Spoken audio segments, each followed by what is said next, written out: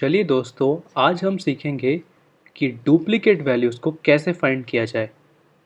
तो बड़ा ही आसान तरीका है। आप जिन दो कॉलम्स में से डुप्लीकेट वैल्यूज़ फाइंड करना चाहते हैं उन्हें सिलेक्ट करें। आप क्लिक करें कंडीशनल फॉर्मेटिंग के अंदर, जो आपको होम मेनू में मिल जाएगा। यहाँ पर जाए हाईलाइट सेल रूल्स, उसमें डुप्लीकेट वैल्यूज़ और ओके पर क्लिक कर दें। तो आपने देखा ये 1 2 3 4 हाईलाइट हो चुका है।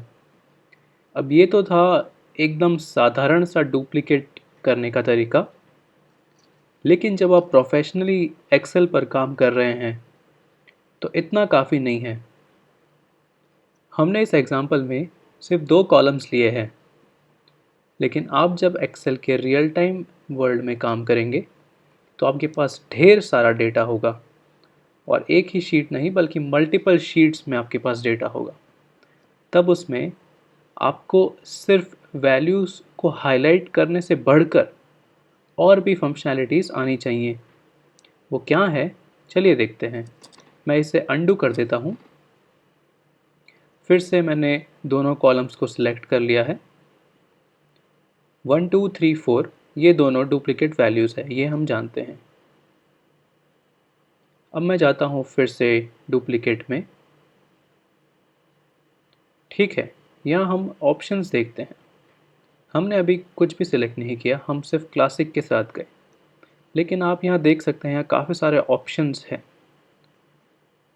तो अगर आपकी कंपनी में आपको कहा जाता है कि विजुअली आपको डुप्लीकेट वैल्यूज़ अपीलिंग दिखानी है, अपीलिंग से मेरा मतलब कि आपके मैनेजमेंट को ये लगना चाहिए कि आपका जो डेटा जो आप उन्हें प्रेजेंट कर रहे हैं वो विजुअली बहुत ही अच्छा है प्रेजेंटेशन के लिए, तो आप ये जो चार ऑप्शंस दिख रहे हैं हमें, उनके साथ जा सकते हैं।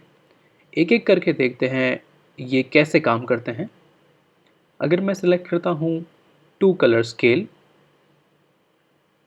तो यहाँ मुझे मिनिमम और मैक्सिमम दो ऑप्शंस दिखा रहा है। अब ये ऑप्शंस क्या हैं? तो अब देखिए, हमारे पास नंबर्स के कॉलम्स हैं, जिसमें से मिनिमम मैं कह सकता हूँ कि 1 है और मैक्सिमम 16 है।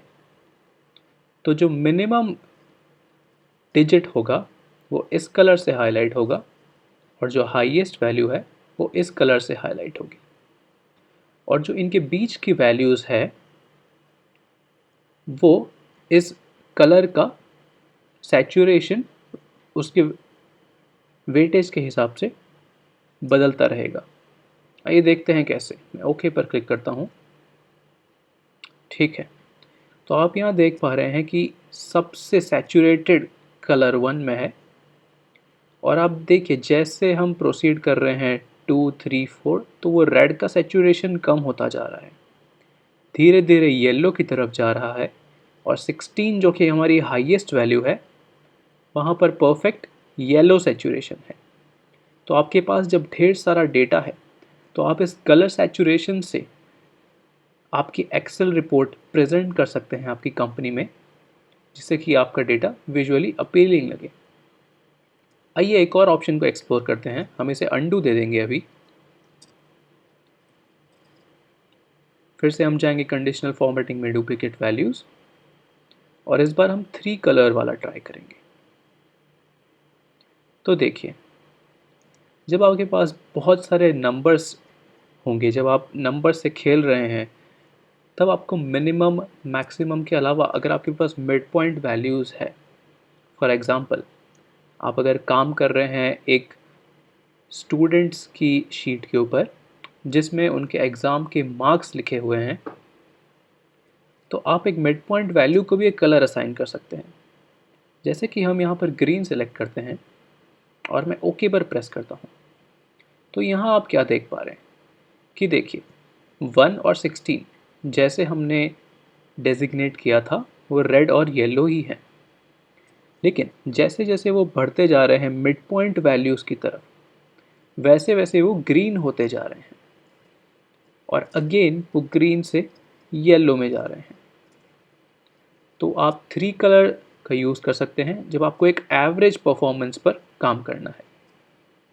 एक और ऑप्शन है जिसे हम एक्सप्लोर करते हैं, मैं अंडू दे देता हूँ। अब अगर मैं सेलेक्ट करता हूँ डेटा बार्स और इसे देखिए, चलिए मैं ओके पर क्लिक करता हूँ, फिर समझाता हूँ आपको, एग्जैक्टली पता चलेगा। ठीक है, तो अब आपने यहाँ क्या नोटिस किया कि जो मेरा मिनिमम नंबर है उसमें मेरी डेटा बार मिनिमम फील्ड है और मैक्सिमम में सबसे ज़्यादा फील्ड है। तो आप इस तरीके का डेटा प्रेजेंटेशन आपके क्लाइंट को देंगे तो उन्हें पता चलेगा कि अच्छा, इस स्टूडेंट के इतने मार्क्स हैं, तो वो नंबर्स पढ़े बिना ही सिर्फ इन बार्स से ये पता लगा पाएंगे कि उसका परफॉर्मेंस कैसा है। क्योंकि जब आपके पास डेटा बहुत ज़्यादा है तो कोई एक एक डिजिट को पढ़ने नहीं जाने वाला है, तब ये विजुअलाइजेशन बहुत काम आएंगे। एक आखिरी ऑप्शन देख लेते हैं।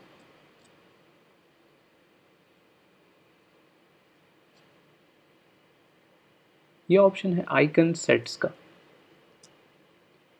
डेटा बार की तरह ही, फॉर एग्जांपल आप स्टूडेंट्स के परसेंटेज पर काम कर रहे हैं, तो आप इस तरीके के डेटा बार्स की तरह एक आइकन्स दे सकते हैं। यहाँ पर ये 3 आइकन है, ग्रीन, येलो और रेड। अब आप कह सकते हैं कि जिस स्टूडेंट के 35% से कम मार्क्स है उसे रेड दिखे, मतलब कि फेल। जो 35 से 65 तक है या जो भी वैल्यूज़ आप लेना चाहें उसे येलो, और जो उससे ऊपर है उन्हें ग्रीन दिखे। और आप अगर ओके पर प्रेस करते हैं तो देखिए, ये एक और तरीका है डेटा को अच्छे तरीके से प्रेजेंट करने का अपने क्लाइंट्स के सामने। तो डेटा बार्स, ये डॉट्स या कलर्स या फिर इन सब को मिलाकर भी आप डुप्लीकेट वैल्यूज़ को पता तो कर ही सकते हैं, लेकिन उसके साथ साथ इसे अच्छी तरह से हाईलाइट करके प्रेजेंट भी कर सकते हैं।